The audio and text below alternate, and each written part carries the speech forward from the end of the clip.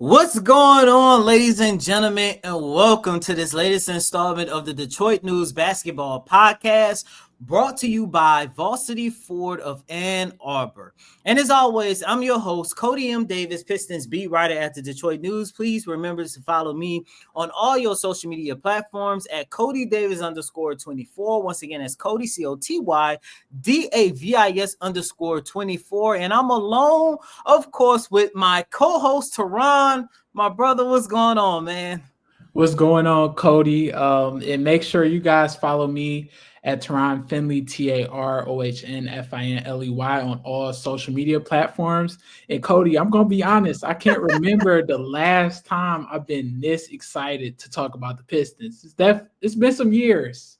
Man, you talk about some years, try decade, because the last time the Pistons started the season this good, it came during the 2005-2006 season. And to understand how long ago that was, Tarohn, I don't know about you, and of course, I'm pretty sure I'm older than you. Matter of fact, I know I'm older than you. Probably got a good 10 years on you, probably. But the last time the Pistons started off a season this good, and as a time in this recording, they are 9-2. It came during the 2005-2006 campaign. I was in the 7th grade. And to understand how long ago that was the year that the Miami Heat won the championship. That was the year Kobe Bryant scored 81 points in the game. That was the year where Chauncey Billups, Richard Hamilton, Rasheed Wallace, and Ben Wallace, and of course, I still think Tayshaun Prince was snubbed. The Pistons had 4 All-Stars representing them in Houston during the 2006 All-Star game. That was the last time this franchise looked this good through the first 11 games. And Tarohn, it's getting to the point where you start to get a little speechless because you don't know which way to go. And let me preface my statement by saying this. It's still early. At the time of this recording, they have a game coming up against the Chicago Bulls, another team, even though they've fallen back to earth a little bit, they still have looked really good at the start of the season. But the Pistons are 9-2, and they have 71 games left. And that lets you know there's still a lot of basketball that needs to be played. However, I think we are starting to get into a situation where you have to take a look at the Pistons and say, this is a real team, because it's not just, the all-stars and the all NBA caliber talent that they have in Cade Cunninghan. It's not just Jalen Duren. It's not just Coach JB Bickerstaff. It's not the roster that Trajan Langdon has put together. Everybody from Langdon to Cunninghan to guys like Dennis Jenkins and Paul Reed that we're going to get into later on in the show. Everybody who is representing this franchise as of right now is doing everything possible to let everyone know that the Detroit Pistons are a true contender in the Eastern Conference. And Tarohn, look, we can talk about a lot of guys, but we have to talk about the man of the hour, and that's Cade Cunninghan, a guy who currently has this team on a 7-game win streak, and he is also the reigning player of the week. You look at a guy, since the last time you and I have been on this show, you're looking at a guy who has looked phenomenal in his play on both sides of the ball. When you take a look at Cade Cunninghan, Tarohn, what has been some of the intangibles that has stood out to you? Yeah, I think the perfect way to describe Cade is actually behind you, and I'm talking about on that poster. He's looked Kobe-like, and I know we talked a lot about him being your favorite player and just you being interested in players like that. And what I mean by that is I think a lot of people are trying to use yesterday's stat line or just the shots he missed to kind of water down his MVP campaign. But I think that you can't judge basketball on a calculator. You can't judge it the same way you grade tests. He still put up 40 points, 12 rebounds, 11 assists, and 5 steals. The only other player to put up stats to do it ever is Michael Jordan. You might have heard of him. So I think that Pistons fans should not be concerned about yesterday's missed shots and the fact that because he was basically without most of the starting lineup, like an Asar Thompson, like Tobias Harris, Isaiah Stewart, Ivy hasn't played this season, or Sasser, and then Karis LeVert didn't play. So he was without most of his starting lineup, and the fact that he can lead them to a comeback win like he's done all season, even though it wasn't against the best team, I just have been impressed, like you said, on both sides of the ball, that he was able to play so well despite his fatigue, despite his lack of supporting cast, and just play at control as he has done all season. And to be honest, I don't know when this is going to stop, because it's nothing surprises me anymore with Cade, just based on how he's played through injuries, through black eyes earlier in this. He's just has been one of the best players, if not the best player in the league this season.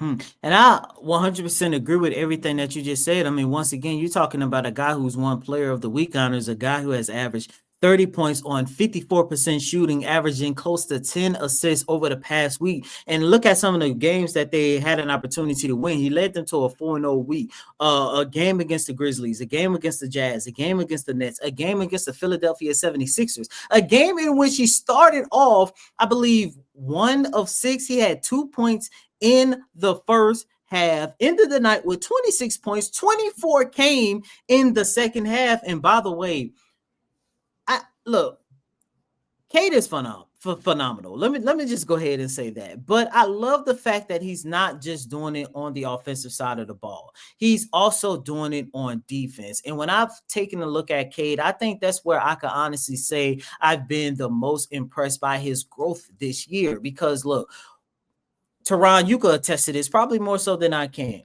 You have watched this guy ever since that he got drafted first overall by the Pistons in 2021. And you literally saw slowly but surely the progression that he has continued to be on. And last year was a breakout year, all NBA caliber year, and everything else. He ended up being he ended up living up to the guy who was worth the Pistons' first overall pick some years back. Now you look at it from a situation, and the number one thing that I wanted to see was how was he going to build upon that?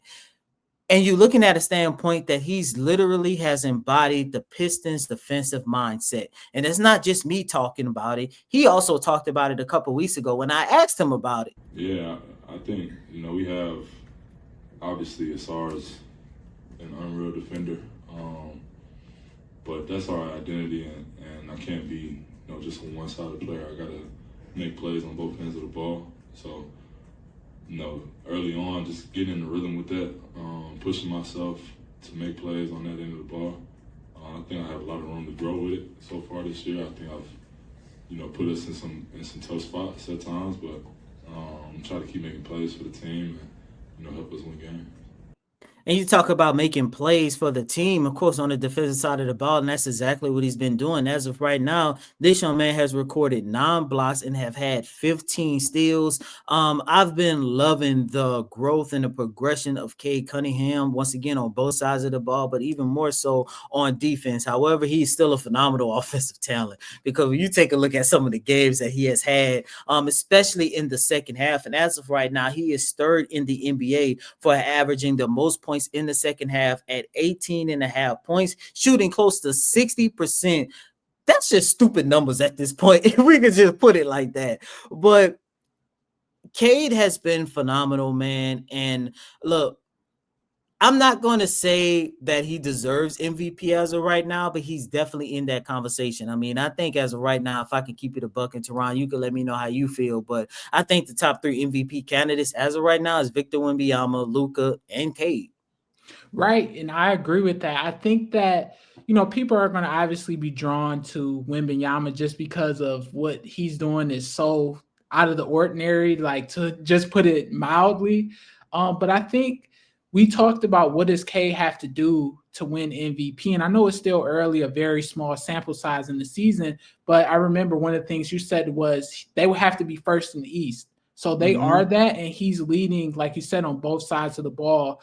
I always kind of look at his defensive style kind of like a free safety. I'm a huge football fan myself. Just the fact that he's roaming at all times, trying to get steals, chase down blocks, whatever he needs to do to help the team win. And like you said, he's putting up 2K level numbers. Might not be the most efficient field goal percentage wise, things like that. But I think that the national media is starting to get attention. Every other day I'm seeing Carmelo Anthony talking about, what he can be doing. And now he's doing some of these things and he's getting that attention. They're on national TV all the time now. Kendrick Perkins, all these people are big level people are talking about the Pistons and taking them seriously after last year's playoff run. And just this looks like continued momentum for this season. And to be honest, we have to talk about the dunk over Andre Drummond. I felt like that was kind of the rite of passage for Pistons fans, because at one time, Andre Drummond was the best prospect the Pistons had. But for him to do that over Andre Drummond, I think that just symbolized I'm here and I'm not just ready to take over the Pistons' best player void, because I've been doing that since I got here. But I'm also ready to show that to the league that I can be not only one of the best young players, one of the best players in the NBA overall.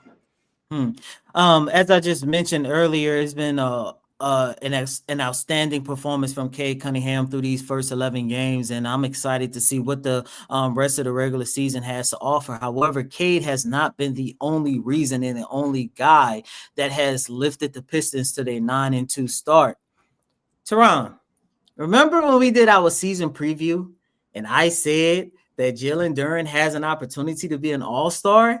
I think he heard that, and I think he's definitely taking on that challenge.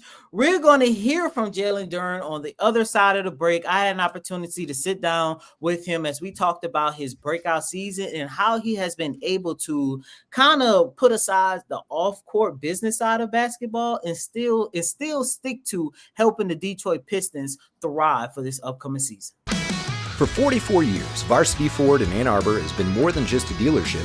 We're a family, proudly serving yours. As one of the top volume Ford dealers in the world, we're proof that when you treat people right, they come back, generation after generation. And now we make it easier than ever with complimentary pickup and delivery for both sales and service. So you can buy or service your Ford without leaving home. Varsity Ford, driven by family, built on tradition. Welcome back in, ladies and gentlemen, to this latest installment of the Detroit News Basketball Podcast, brought to you by Varsity Ford of Ann Arbor.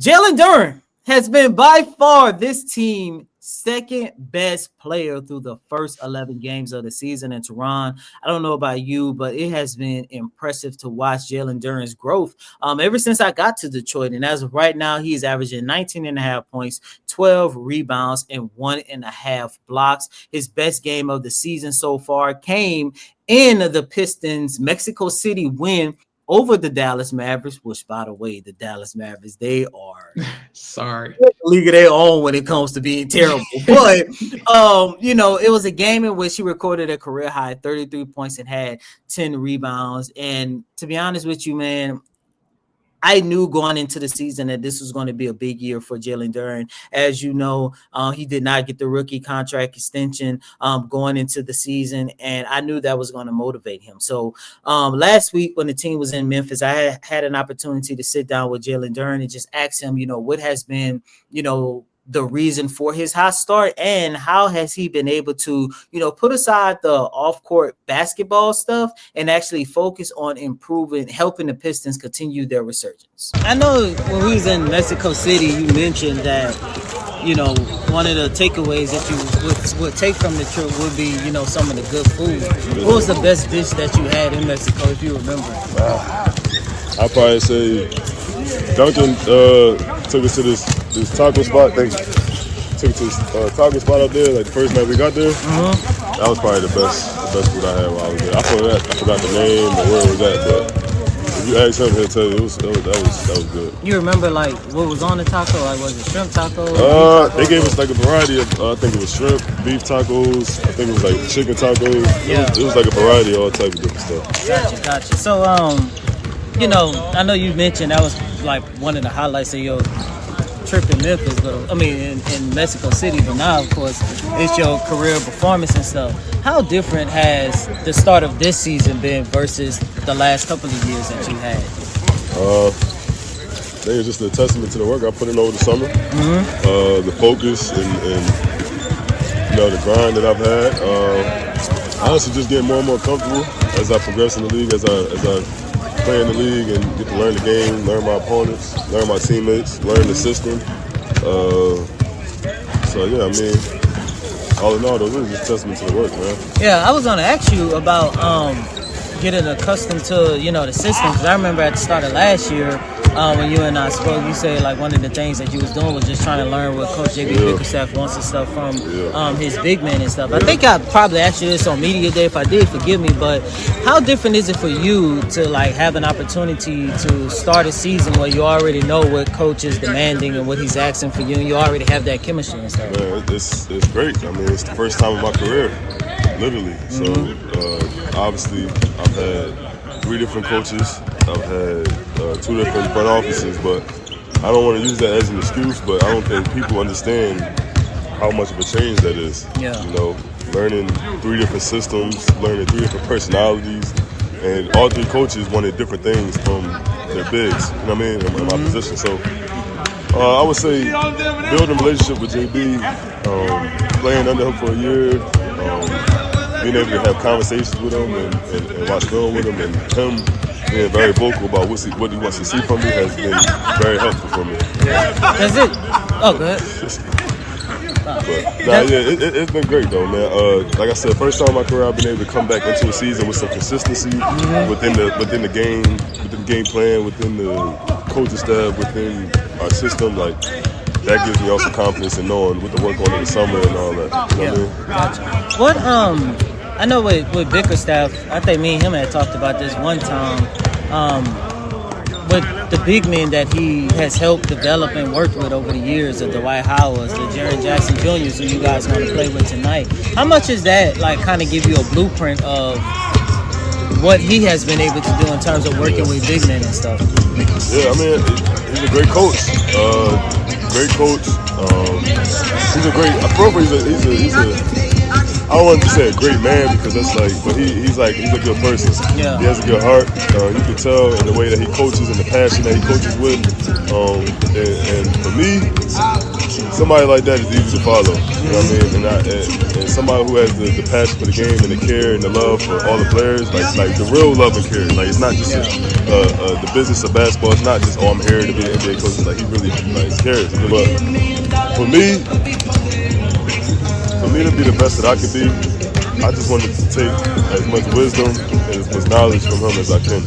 You know what I mean? Now, whether that be on the court, off the court, it is what it is. But I think for me to be the best I can be is taking everything, his career, and everything that he knows, kind of dissecting that and bringing that to me. One of those things that has been your growth on the defensive side of the ball this year. What can you share about that? Same. I mean, just knowing the system. Like, honestly, learning JB's system, learning what he wants from me, learning because it's different. It's different. Yeah. So understanding that and being confident in that, and just knowing what he wants to see in and out. And I say it's a testament to like we got great defenders on this team too. Like, we got guys who make my job easier. Obviously, AT is who AT is. Ron Holland is going to be a great defender in this league. Javonte Green is a dog. You know what I mean? So we got a lot of guys who make my job easier. Gotcha. Last question before I let you go. This is a big year for you overall. You know, the business side of basketball kind of like came in over the offseason and stuff. For you as a player, and maybe not just for you, but for anybody, how do you guys kind of like compartmentalize, the business aspect versus still going out here and, actually putting the team first and actually, continue the revolution that we've been seeing from this franchise? I would say, honestly, bro, like,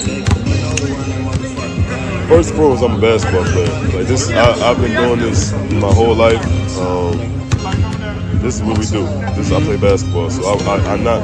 And I got all type of stuff that I can say I got going on that could affect this. But at the end of the day, I'm a basketball player. This is what I love to do. And on the other side, it's like these are my brothers. You know what I mean? These are like I truly believe like some of these guys are like I love these guys. So, in my heart of hearts, I couldn't see myself kind of being weird or acting a certain type of way because of things that are happening off the court. You know what I mean? My approach stays the same on the court. We step on the court. I'm ready to lay my body on the line. Whatever I need to do for my teammates and for us to be successful, honestly. Once again, that was Jalen Duren. I had an opportunity to speak with him ahead of the Pistons 114-106 victory over the Memphis Grizzlies about a week ago. And Tarohn, really quick, when you take a look at Jalen Duren, what are some of the intangibles that have stood out to you so far this season? Yeah, a lot. I know when we talked about Cade in the first segment, I mentioned Kobe. You can't mention Kobe without Shaq. So, are you going that way? I'm going there a little bit. I wish Shaq would kind of co-sign and do it, but I seen a tweet on Twitter, so I think that's good enough. That said it. People in Mexico City think that Jalen Duren is Shaq just because how well he played in that game. But I just think his stats show a lot. He's a double-double machine. He's definitely mature beyond his age, as you ask him, about his offseason contract stuff. He just didn't really seem fazed by it, even though he's one of the youngest players on the team despite playing for years. And I just think the fact that him and Cade are just developing chemistry. So, imagine Shaq and Kobe, if they actually liked each other, how well they would have played and extended their prime. But I just like that he's basically dunking everything, even though he's shown that he's willing to shoot if possible. But just his left-handed dunks and lob dunks. I think that he's shown that, and he's also getting blocks, his fair share of blocks on the defensive end. So, honestly, Cody, I just think he's a well-rounded two-way rim rolling center, and I think that's the type of player that Cade needs around him, because as we've seen, the guys are continuing to step up around them. But as long as you have Cade and Jalen Duren playing at an all-star level, I think the Pistons are in pretty good shape.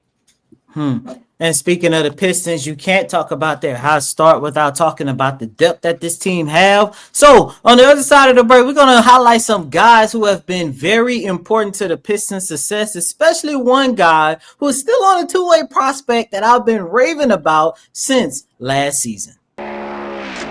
Some conversations were never meant to be recorded. This one was. Dick Schultz, University of Iowa basketball coach, ran the NCAA, and led the United States Olympic Committee. Kevin Crampton, author of Tuned, former CEO, who has led billion-dollar deals around the globe and credits Dick as his greatest mentor. Welcome to Tuned Talks. Welcome back in, ladies and gentlemen, to this latest installment of the Detroit News Basketball Podcast, brought to you by Varsity Ford of Ann Arbor. We are recording this podcast a little bit over 24 hours after the Pistons' thrilling victory over the Washington Wizards. And Tarohn, Cade scored a career-high 46 points on 45 shots. I think he was the last player to do it since Jordan and Kobe, which I love, by the way. But the big story of that game was Dennis Jenkins, a two-way guy who, at the start of the season, he was going to be a guy that, without a shadow of a doubt, was going to have to spend another year developing in the G League. And that's no disrespect. One, it was the reality of the situation, and two, because he's a guard playing behind guys like Marcus Sasser and Jaden Ivey, and of course Cade, and you bring in someone like Karis LeVert who could play both good guard and a wing position. It was like, I don't think JB Bickerstaff is going to have the minutes to provide for this young man. But this young man, since the start of training camp, has literally taken advantage of the opportunity. And in a game against the Wizards, where they needed the lift, the spark, the push the most, he scored a career high 24 points, had a career high 8 rebounds, had a career high 4 steals. But through all of that, he had, and once again, this is a game where Cade Cunninghan shot 45 times. He had the most important shot in the regulation, 1.2 seconds left on the shot clock. Coach JB Bickerstaff told us after the game that he didn't even draw up the play for Dennis. I believe, just looking at how the way things look, it looked like that Jalen Duren was supposed to do like a double screen for both Duncan Robinson and Chas Lanier. You're looking at two guys who are by far the best three-point shooters on the team. But JD ended up falling. Lanier ends up falling. Duncan had like 2 people on him, which left Dennis Jenkins open in the corner. Cade just passed it to him because he has no other option. He can't pass it to himself. And Dennis Jenkins, without hesitation, gets the ball, shoots the 3, a game-tying 3, sends the game into overtime, and the Pistons had an opportunity to extend their winning streak, avoid an upset. And for me, it wasn't just watching a two-way player just take advantage of the opportunity, but it was a testament that shows how deep this team really is. Shoot, what did I do? I don't know. I mean, like I said, you dream of stuff like this. You really do.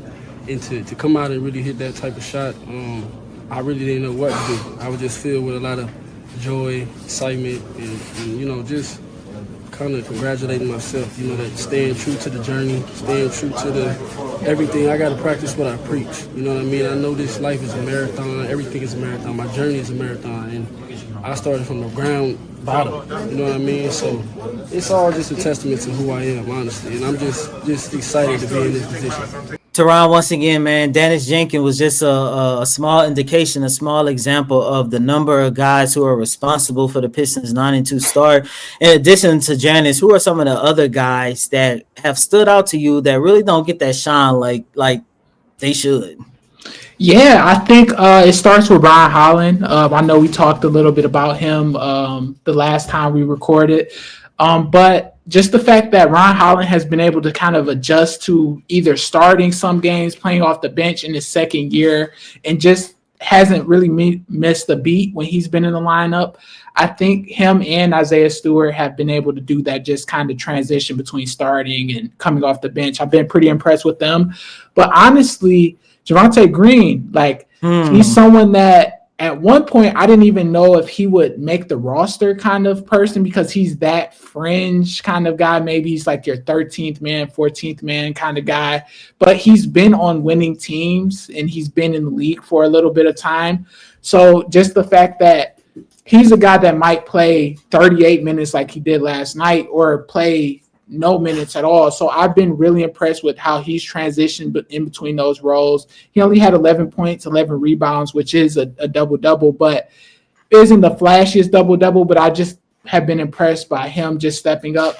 And honestly, I really like the young players as well. You mentioned Chaz Lanier. He's another guy that might be in the rotation some games, might be out of it, but as you said, he's the second best shooter on the team. Just from bringing that threat as a rookie, I think is pretty good. And even a guy like Bobby Clintman, he's another guy that's similar to that. I've been pretty impressed with him. He looks a lot better than he did last year to me. He's got a little bigger and he's willing to shoot, do things like that. So honestly, I know going into the offseason, a big thing was where would they get their depth from with no Dennis Schroeder, with no Malik Beasley. But Coty, I think this team might be deeper than last year's, even despite losing 2 big players like that. I like that you brought that up, because it's not the fact that they're deeper. It's just the fact that I think a lot of these players just took the time this offseason just to develop their game. And that's part of the reason why. And I think Dennis Jenkins and Bobby Clintman is a testament to that statement, because look, especially this time last year, neither one of these guys would have came into an NBA game and did that.